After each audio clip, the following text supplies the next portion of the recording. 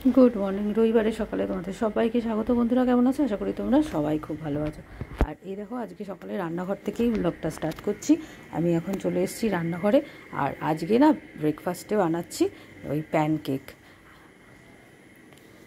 আমার ওই একটা ধোসা মিক্স কেনা ছিল, বুঝেছো, ড্রাই। এবার সেটা কি করি আমি ওর মধ্যে অল্প একটু ময়দা দিয়ে আর একটু পেঁয়াজ কুচি, লঙ্কা কুচি মিক্স করে আর সেটা দিয়েই ছোটো ছোটো করে প্যানকেক করছি। ওই দুটো দুটো করে ব্রেকফাস্টে খেয়ে নেব। আর এই দেখো, ফটোটা তুলতে গিয়ে কাণ্ডটা কি হলো বুঝতে পারলে কি? সেলফি স্টিকটা উল্টে গেল। আজ অনেক দিন পরে ওই বাড়ির সামনে যে ভ্যানালা সবজি নিয়ে যায়, সে শাপলা নিয়ে এসেছিলো, তাই একটা শাপলা নিয়ে নিয়েছি। আজকে হবে শাপলা। কখন যে রোদ হচ্ছে আর কখন যে বৃষ্টি হচ্ছে বোঝা খুব মুশকিল। এই দেখো, এখন আকাশটা কিন্তু কত সুন্দর, কত পরিষ্কার হয়ে গেছে। তাই ভাবলাম আর ঝটফট দেরি না করে, বুঝেছো, এই যে কাছাকাছি জিনিসগুলো একটু শুকিয়ে দিই, যতটা শুকায় আর কি। আর এই ওয়েদারে তো বোঝাই মুশকিল হচ্ছে, এই সারা সকাল থেকে বৃষ্টি পড়লো আর এখন একটু রোদের দেখা পাওয়া গেছে। তাহলে আর দেরি না করে এইগুলোকে আগে উদ্ধার করি।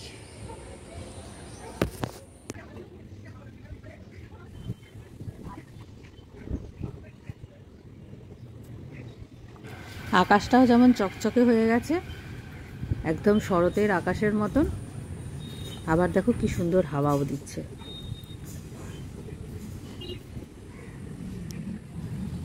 রান্নাঘরে আজকে চিংড়ি মাছ এনেছে, এটা ছাড়াতে ছাড়াতেই অনেকটা টাইম কেটে যাবে।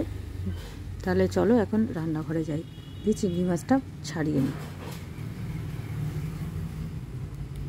আর এই একটা কাজ খুব বিরক্তিকর। আর দোকানে না, বাজার থেকে এটা ছাড়িয়ে আনলেও পরিষ্কার করে দেয় না, ভেতরে যে একটা কালো মতো শিট থাকে সেটাও ফেলতে হয়। সেই জন্য বাড়িতে ছাড়ানোই বেস্ট।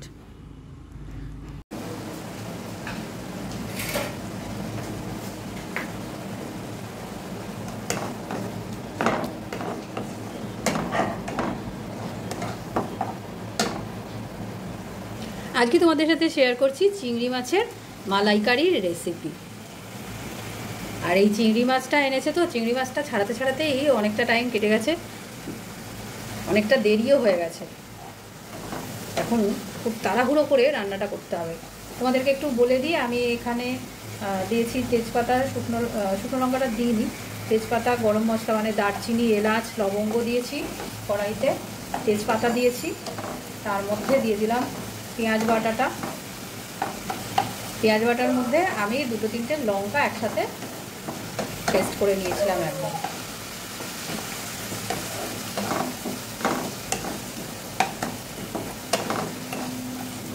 আর এইখানে ওই বাড়ি থেকে নিয়ে এসেছিলাম একটা নারকেল, ওই মায়ের কাছে, ওখান থেকে, জানোই তো আমাদের ওই বাড়িতে নারকেল গাছ আছে। আর এটাকে না আমি জাস্ট পেস্ট করে, এরকম দোমালা নারকেল এইভাবে আমি পেস্ট করে নিয়েছি, মানে এটা থেকে আর ওই দুধ বার করে নেওয়া যেটাকে বলে সেটা করিনি। আমি আমাদের একটু ঘন ঘন খাবার সবাই পছন্দ করে, ওই জন্য এইটাই আমি পুরো থকথকে পেস্টটাই আমি এর মধ্যে দেব।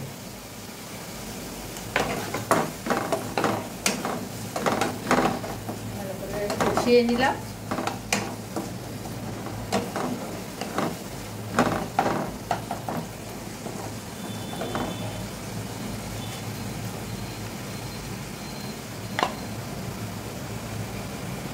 দেবো অল্প হলুদ গুঁড়ো,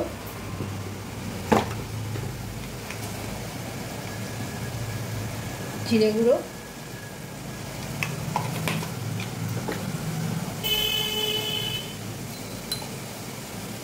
পরিমাণ মতো নুন,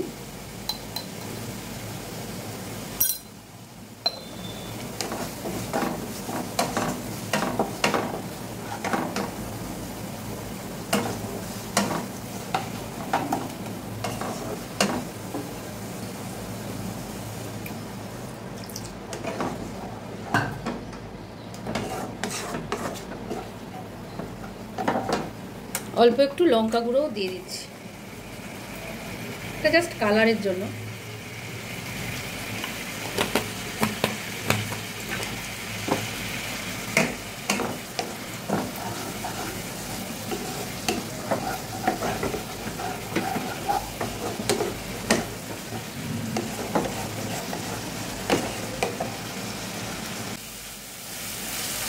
মশলাটা দিয়ে তেল ছাড়তে শুরু করেছে।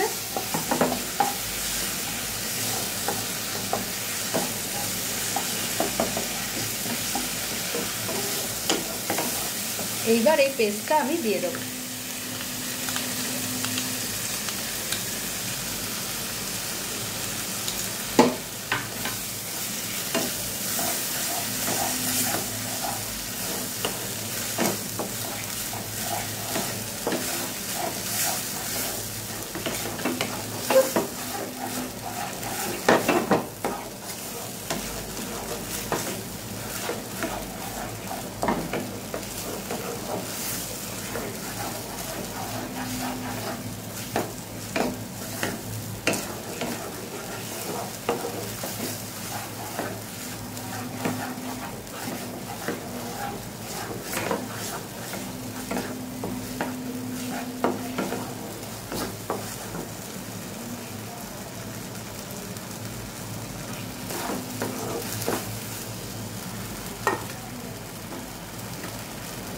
একটু জলটা গরম করে নিচ্ছি।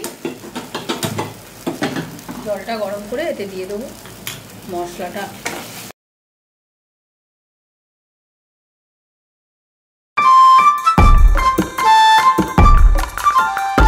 রেডি আমার মালাই চিকেন, এই সরি চিংড়ি।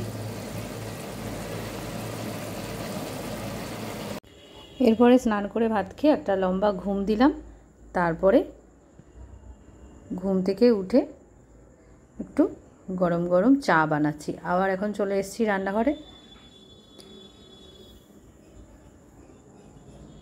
এখন খাবো দুধ চা আর হচ্ছে পাঁপড় ভাজা।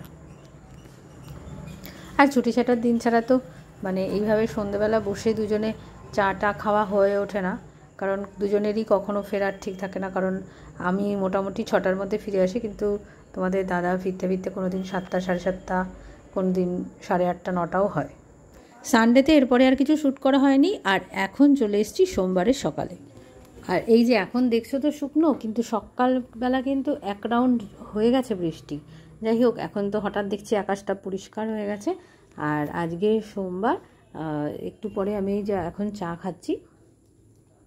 তারপরে আজকে আমি কিভাবে ঠাকুরকে, শিব ঠাকুরের পুজো দেব নিজের ঘরে, বাইরে কোথাও না, আমার ঘরের ঠাকুরকেই আমি কিভাবে পুজো দেব সেটাই আজকে তোমাদের সাথে শেয়ার করব।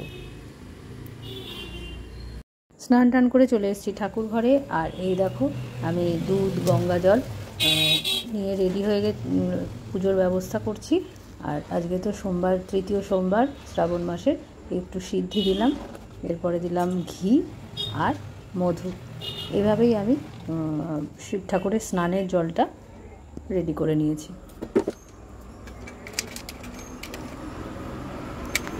আর দিলাম অল্প একটু মিষ্টি, মানে আমার ঘরে নকুলদানা ছিল, আমি ওটাই দিয়ে দিয়েছি।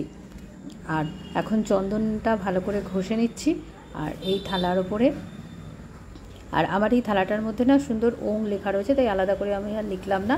আমি একটু চন্দনের ফোঁটা দিয়ে দিলাম। তারপরে আমার শিবলিঙ্গটা এখানেই বসিয়ে দিলাম। আর নন্দী মহারাজকেও বসিয়ে দিয়েছি।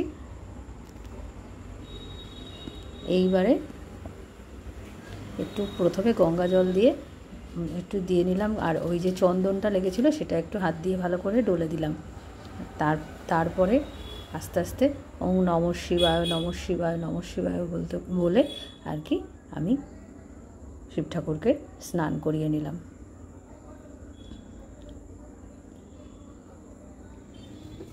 আর তার সাথে দেখবে এই সময় না, মানে এমনিতেই শিব ঠাকুরকে সবসময় যখন স্নান করাবে তখন একটু ঘি দিতে হয়।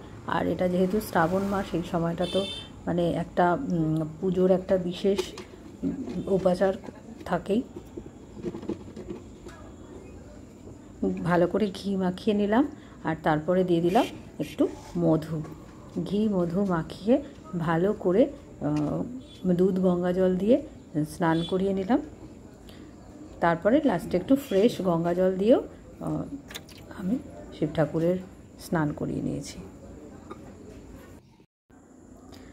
আগের বছর ধনতেরাসের সময় এই রূপোর বেলপাতাটা আমি কিনেছিলাম। আর এখন স্নান করে পরিষ্কার আসন পরিষ্কার করে এবার আমি মালা পরিয়ে দিচ্ছি আর ভালো করে চন্দনের তিলক করে দেবো, মালা পরিয়ে দেবো। এইভাবেই আজকে আমি পুজোটা সারলাম।